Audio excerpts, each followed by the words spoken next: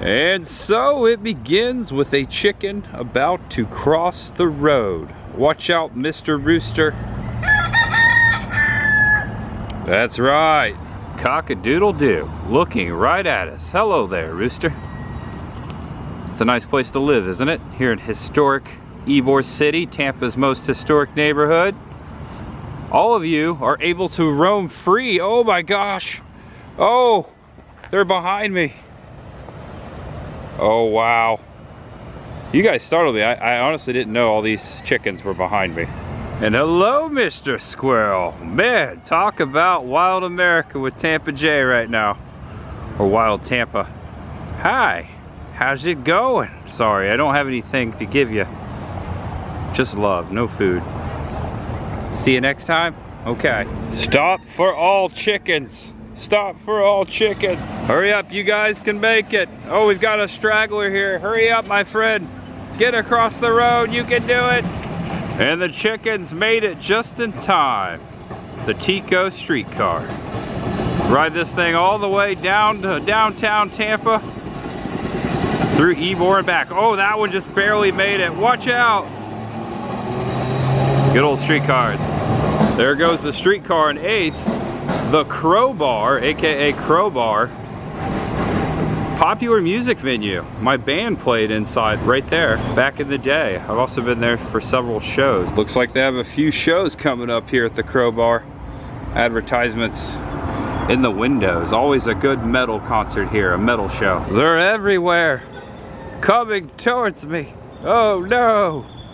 I think this one followed me all the way around the block, actually. If the streets of Ybor could talk. So many nicknames for Ybor. Brick City, Cigar City was once the cigar rolling capital of the world. I also like to call it Chicken City. As you can see here, they're embracing it on the door of this vacant restaurant. Looks like this one is for rent right now. Unique retail for rent right here at 1822. 7th Avenue, the main strip of Ybor. You've got 7th and you've got 8th, which is back there where we started with all the chickens. All right, my friends, welcome back to the channel.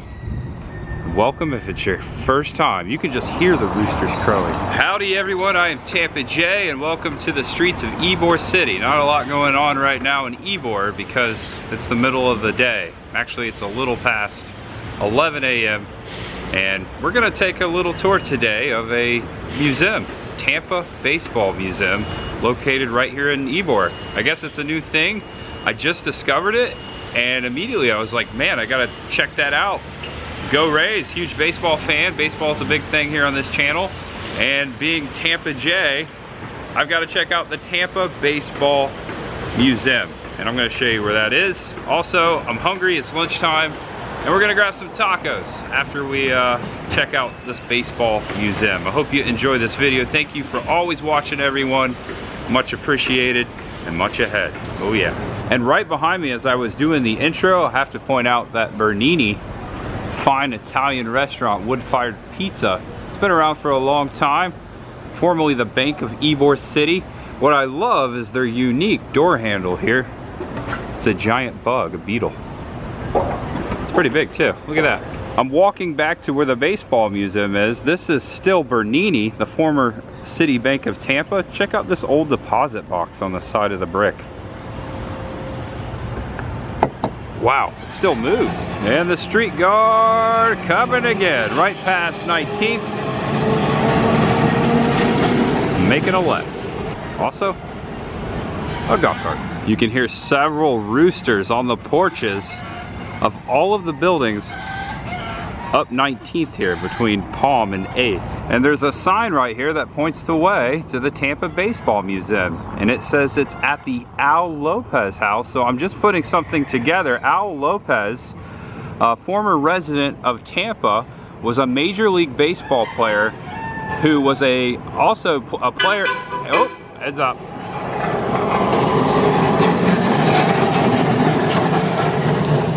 Al played for the Chicago White Sox. So Al Lopez, not only a Major League Baseball player that was from Tampa, he was also the manager of the Cleveland Indians and the Chicago White Sox. So I believe the museum is in his former home, right down the street here to the right. Sushi house, which I know has been here for a while. This house looks like it's for rent. And you got the classic The Bunker. That's a coffee shop that's been around quite some time, ever since I was in high school.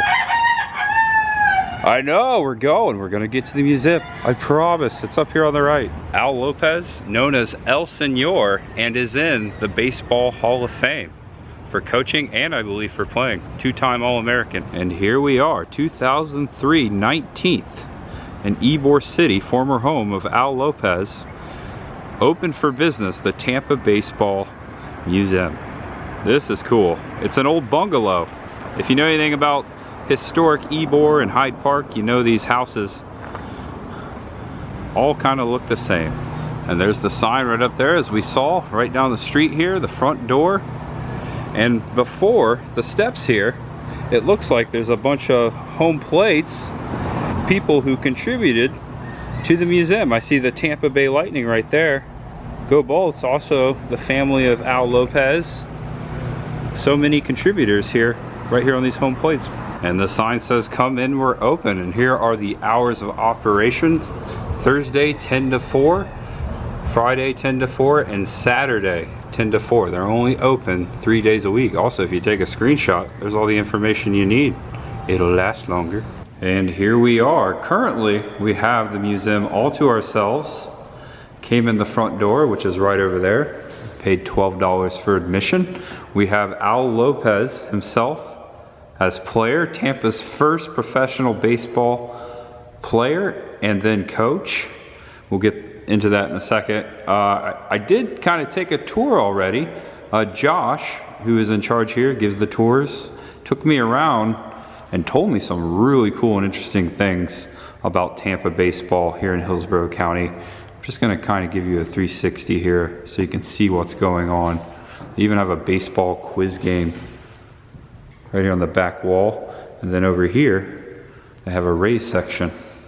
So yeah, just showing you what's going on here, then we're gonna take a tour. This is really cool how they've done this. This reminds me of Gate 1, just inside Tropicana Field, the little baseball diamond that I always hit home plate when we win at the end. Look at that.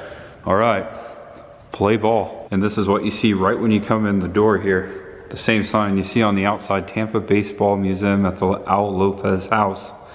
And there he is again. The Tampa Baseball Museum is housed in the former home of Al Lopez, first major leaguer. And the original location of Al Lopez's house, the one we're sitting in, 1210 East 12th Avenue. Look at that, there's photos of them moving it right here on the 19th.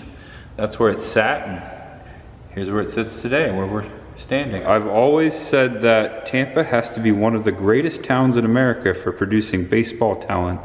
There's a long story to be told there. We need to keep telling that story. Fred McGriff, who is about to go into the Baseball Hall of Fame, was right here from Tampa. The great Bambino and Tampa's own Al Lopez right there on the right when he played for the Brooklyn Robins before they became the Dodgers. And Al Lopez's catcher mask there. He played catcher. I have been to Al Lopez Park so many times growing up here in Tampa, but I've never actually seen his mitt or his mask or anything Al Lopez owned. So it's very cool to be here finally. One of the interesting things about Al Lopez Field is, a lot of people from Tampa don't even know this.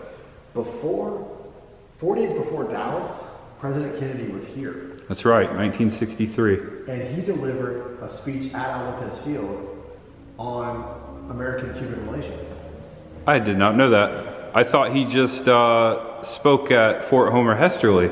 So he spoke at Al Lopez. That's pretty cool.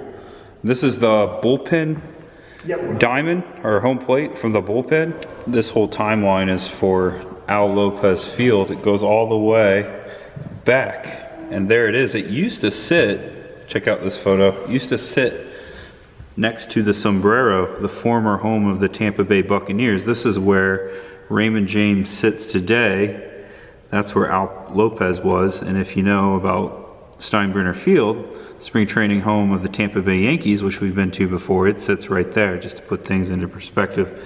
And just learned that JFK gave a speech there as well. So this is Florida's first big league baseball players. It's a book, but there's a picture of President Kennedy at Al Lopez Field. That's amazing. Al Lopez and Ronald Reagan, 1982. Wow. That's the invitation to, oh, is that to his, to the White House, yeah. To the White House. Wow, that's it right there, donated by the family. And Al Lopez actually signed this seat right here that used to be at his own stadium. I remember when they tore down the Sombrero. I don't remember when they tore down Al Lopez Field though. Would have had to been years ago. Okay. Yeah. So they tore it down in 1990. And on the south wall, you have the early days of baseball in Tampa. A huge timeline with photographs, and also a timeline down here as well, dating from 1960. Okay, so it actually starts up here, and then it kind of continues and goes around. 1889 Plant Field, which I have walked on the current location of that baseball diamond, currently at the University of Tampa. That is where Babe Ruth hit the longest home run ever to be recorded, almost 600 feet. And I made a video of that and the placard and showed that. But what I didn't know, what Josh told me, is that that same baseball is still at the University of Tampa Museum today. So we'll have to go check that out sometime to see the Babe Ruth longest home run ever recorded, see that baseball. Ybor City Redbirds, 1914 Cigar City League champions. The Redbirds, I didn't know that was a team. Oh, and there you go, 1919 is when Babe Ruth was playing for the Red Sox and hit that home run down here for spring training on April 14th. There's a massive amount of information just along this timeline in this portion. Shushu Worth, who was portrayed in A League of Their Own in that movie, actually was from Tampa. She was a real life person and baseball player, and it looks like she was born in Ybor and played for the All-American Girls Professional Baseball League South Bend Blue Sox. It was known as a very good defensive shortstop with a strong throwing arm and a pure line drive hitter. So there you go, real life character from Tampa, real life person, Shushu Worth. And continuing on, Al Lopez, again right here in center field. Also another display here, it looks like a bat, an artifact that was signed by Al. And there's a baseball here signed by Al Lopez right on the front, also several other signatures as well. I was there, 1959 champs, Chicago White Sox, and I believe Al was coaching for that team, and also he coached for the Cleveland Indians. American League champions 1954, and they're the pennants from those years, and I believe Al's name is somewhere on this pennant. There it is, Lopez, manager right there. It's pretty cool, isn't it? Over in this portion, we've got the Tampa Tarpons, which were here, left us, became the Tampa Yankees, and did come back. But the Tampa Tarpons represented several different teams over the years, not just, they weren't just among the Yankees. League affiliations, 1957 to 1960, the Phillies, and then you have the Reds, 61 to 87, and 88 plus, you have the Chicago White Sox. The Chicago White Sox moved the team to Sarasota, and the Tampa Tarpons became the Sarasota White Sox. So there you go. I always love the graphics there. Very 70s, 80s, like the Tampa. I would totally rock that jersey. That's pretty cool. And also, look at their logo there. You've got the T as the bats crossing, and you got the little tarpon. The Tampa Tarpons. Also, there he is again there. 1982 Tampa Tarpons program, Cincinnati Reds Class A affiliate. Little program there. You got the little Reds baseball man, can't think of his name, riding that basically looks like a tank, almost like a steam engine, at Al Lopez Field. That's where they played. And right next to the Tarpons, it talks of the Tampa Smokers. A Smokers jersey there. Also several old baseball cards of former players from the Smokers from 1946. Look at this, Tampa Smokers. Minor leagues make a big impact. Smokers, Tarpons, and Yankees. Over the years, these iconic teams have all represented Tampa as a minor league baseball team. Al Lopez, Pete Rose, and Derek Jeter all once played on one of these teams. And the Tampa Yankees, who are now, again, the Tampa Tarpons, this time representing the New York Yankees. And I've been there many a time, several times with my dad, and I was there last year for a spring training game, formerly Legends Field, now George Steinbrenner Field. And the Yankees have been playing there since 1994, and in 2017, they took back the name Tampa Tarpons. Here's a jersey here inside the glass, former Tampa Yankees jersey. TY. No, not the Beanie Babies. So these players, Luis Gonzalez and Tino Martinez, who both went to Jefferson High School right here near downtown Tampa. Luis was the first MLB player to ever hit a home run at Tropicana Field as a Detroit Tiger. And you might remember this game. It was back in 1998, the first game ever also, where Wade Boggs, same game, hit his 3,000 hit, that home run into right field. So 2 homers were hit that game. I didn't realize that the first one was hit by Luis as a Detroit Tiger. He hit the first home run in Tropicana Field, and I did not know that Wade Boggs actually played baseball long before he did for the Rays here in Tampa. Behind this glass, including one out of these 89 balls signed by Wade Boggs, all of these 89 MLB players who have signed these balls played high school baseball right here in Hillsborough County. And I think you're going to be shocked of some of these names in here. There's Wade's ball right there. Plant High School, which I don't live far from Plant High School right now. And the first one up there, of course, Al Lopez. Just gonna go across the top here. Tony La Russa. Yep. Played ball here in Tampa. Got Steve Garvey. I almost forgot Lou Piniella. Also played high school baseball here and former coach of the Rays. There's so many names here. There's 89 of them. I see Jim Morrison, Mike Eden, Rich Puig, Lenny Fado, Gene Nelson, Jose Alvarez, Al Pardo, Tino Martinez, Luis Gonzalez, Gary Sheffield. Can't remember where he played high school ball. Tim Cruz, which is no longer with us. Fred McGriff, sorry, is going to be going into the Baseball Hall of Fame. Look at all this. And of course, Kevin Cash, former player for the Rays and played high school baseball, grew up right here in Tampa Bay, now the manager of those Tampa Bay Rays, Rays up. So Dwight Gooden had a no-hitter with the Yankees, okay. And Kenny Rogers, I'm assuming he had a perfect game with the Texans, but he did throw a perfect game right here from Tampa, Kenny Rogers. And current players like Pete Alonso, defending World Series champion, Kyle Tucker.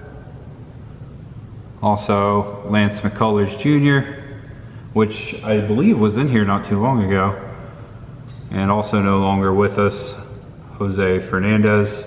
Wow, 89 players, all from Tampa High School baseball. But Jim Morrison and Kenny Rogers, both Major League Baseball players from Tampa. And oddly enough, Jim Morrison did spend some time in the Tampa Bay area. His grandparents lived in Clearwater, and Jim Morrison, the singer, Jim Morrison of The Doors, went to St. Petersburg College, as did I. I went there too. So that's hilarious. There's so many things going on in here. And on the wall that says spring training, it talks about Tampa spring training teams. This is all through the years. The Tampa, just not Tampa Bay, but Tampa has housed the Chicago Cubs, the Boston Red Sox, the Washington Senators, the Detroit Tigers, the Cincinnati Reds, the Chicago White Sox, the Reds again from 60 to 87, and now currently 1996 still present, the New York Yankees. So these are the teams that have called Tampa home during spring training. 2003 to 2005, I actually got to see, I moved here in 2004, so I got to see Lou Piniella coach one season. I believe 2005 was the first time I went to a Rays game, and then look who took over. Joe Madden and Lou Piniella.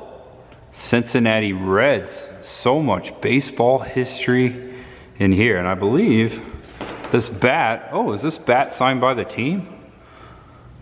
Oh wow, yeah, look, Lou Piniella's signature right there. Here's the other side. Cincinnati shows Oakland you can spell sweep without any A's. That is so cool, and you got Lou right there on the cover. Donated by Lou Piniella himself, which actually showed up on the opening day here of this museum.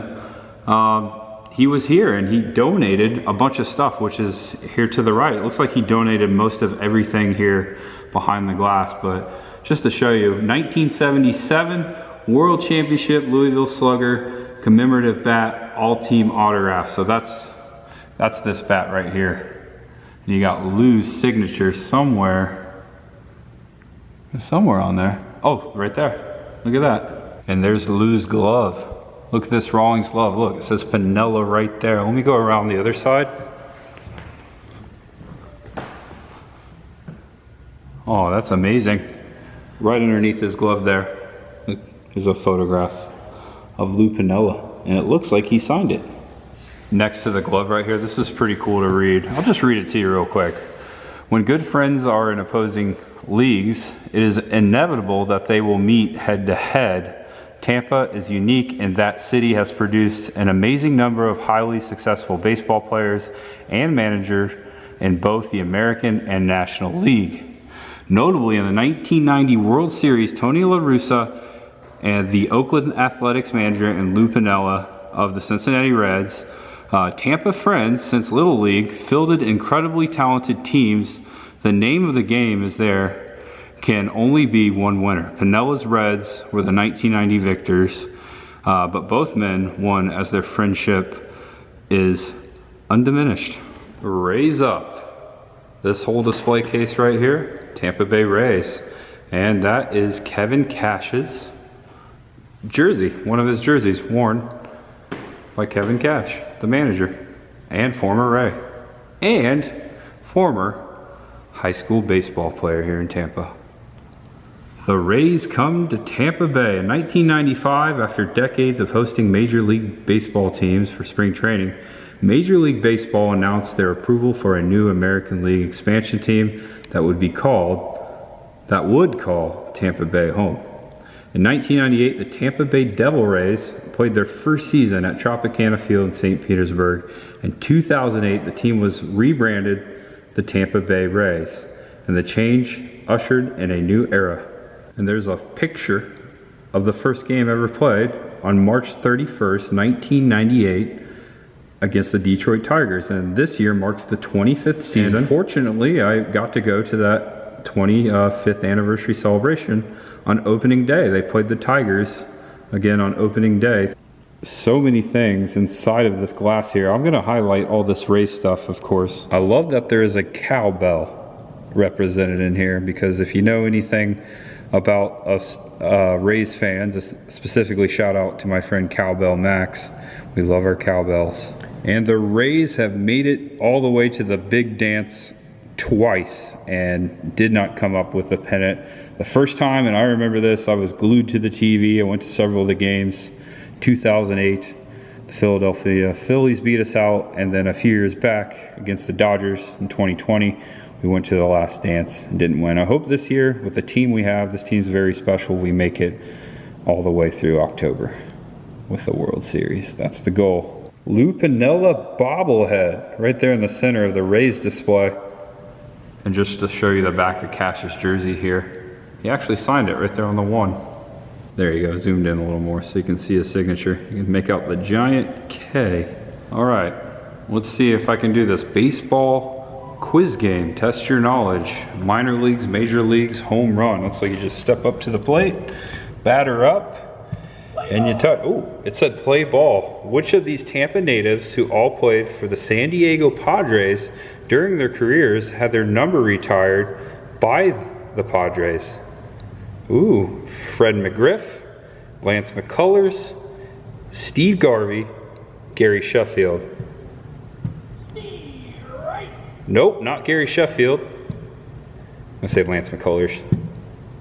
Oh, okay, it was Steve Garvey, okay. Which one of these old Tampa high schools did Al Lopez attend before dropping out to play for the Tampa Smokers in 1925? Well, that's a long time ago. That's a year before they built the Tampa Theater. I would say Plant was around. I don't know if Jefferson was around. Jesuit could have been, that's a private school. Hillsborough High, that could have been around. Ooh, let's say Hillsborough. No! It was Jesuit. Okay, I didn't know it was around that long. And I just saw this. This game, baseball quiz game, powered by the Rays. Go Rays. All right, that was fun.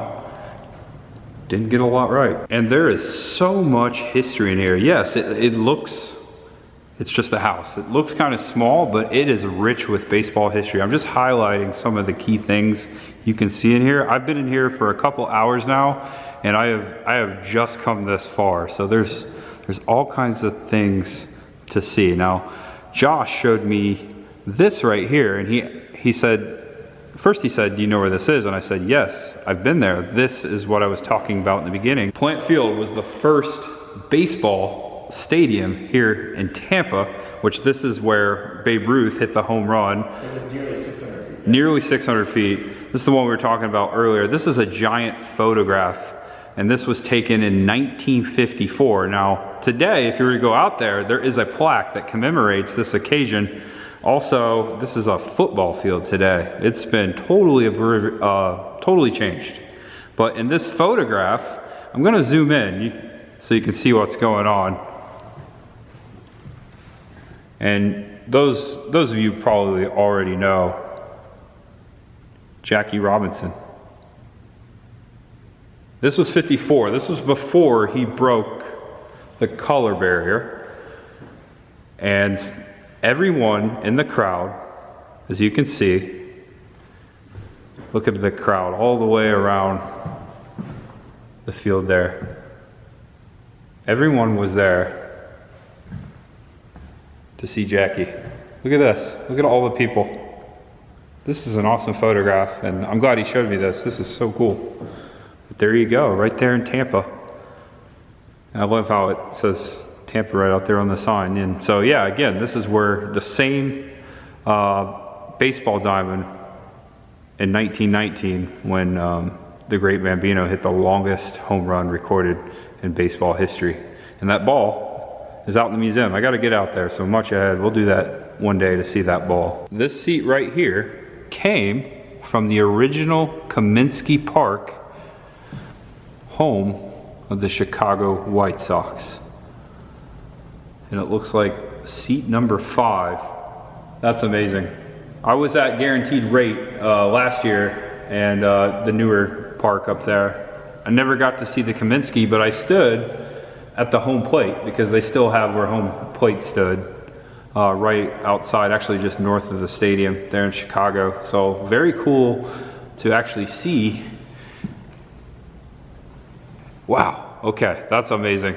Also next to the Kaminsky seat from the legendary ballpark, a row from Tropicana Field right here up against the wall. Look at that. These look familiar, don't they? That's amazing. Look at that. They look good too. Those seats, they don't age, especially when they don't sit in the sun all day. Do what you love to do and give it your very best, whether it's a business or baseball or the theater or any field. If you don't love what you're doing and you can't get it your best or give it your best, get out of it. Life is too short. You will be an old man before you know it. I love that. Isn't that, yeah. That's amazing, Al. Yeah. So the Rays, every year, they give an Al Lopez Award to the outstanding rookie of spring training.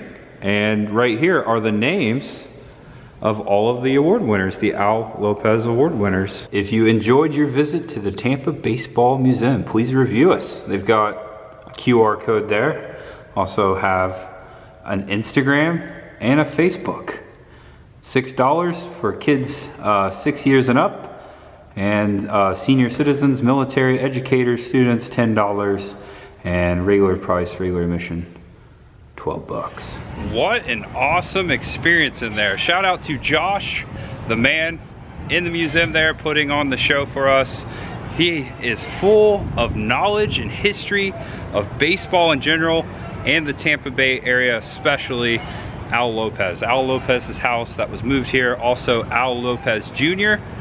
also lived in this house later, who also played baseball and actually signed with the minor league team as a White Sox player as well. So father and son from Tampa both played for the Chicago White Sox, and Al would go on to coach the White Sox.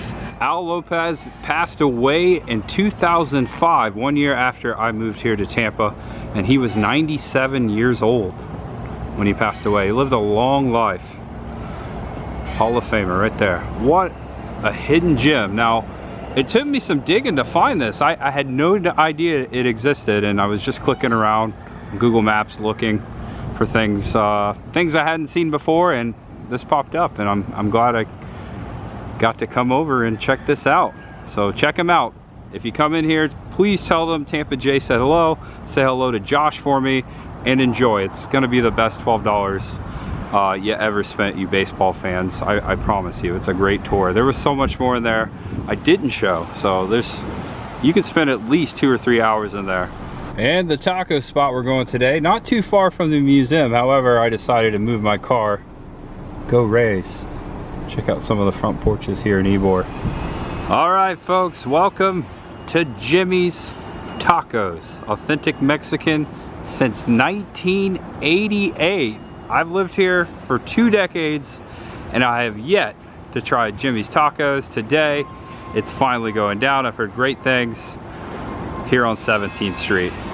Now, there was a place in college I used to go to. Actually, it was back by the museum, by the baseball museum. It was called Meemaw's Alaskan Tacos, and I used to come to Ybor for tacos specifically to Meemaw's. So that's why I never went to Jimmy's. That place is long gone. It's now an Irish pub. All right, they got tacos, burritos, quesadillas, Taco Bell, torta, tapas, and specials. They have a 3 taco and drink special. I think I'm gonna go with that one. Someone over there is eyeing my tacos. No, these are mine. It's a cool mural.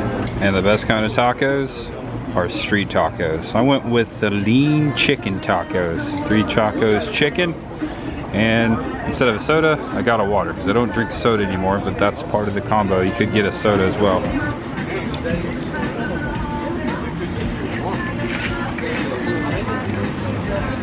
That's a great taco. Yummy. Okay, last one. The rumors are true. Jimmy's Tacos. So worth it. Yes. All right, check them out here on 17th. Tell them Tampa J sent you. It's really good. And not too far from Jimmy's, this mural here on the side of the building caught my eye. It's Hellraiser. Look at this. Now, I've shown this before, not this one, but this side of the building. This was also, this used to be, they covered it up, but this was formerly a taxi driver mural. They had Robert De Niro right here from Taxi Driver. This is pretty sick though. I like this. Oh my gosh. For today's creature feature, we end with Hellraiser. I'd like to thank you all for joining me again. If you enjoyed the video, do me a favor, give it a thumbs up right down there below, and subscribe below if it was your first time. Come on back. As I said in the beginning of the video, much appreciated, because there is always much ahead. I'll see you next time, guys. I hope you enjoyed my tour of the Tampa Baseball Museum, and I look forward to going back there. Shout out to Josh again. Thanks for having me, man. And I hope to go back, and if you're watching this and you go in there, have a good time. It's a really good time. All right, I'm ending it. Know you're awesome, know you're loved, and no matter who you are, what you're going through, know that there's always much ahead. Oh yeah. See you next time, guys. Bye-bye.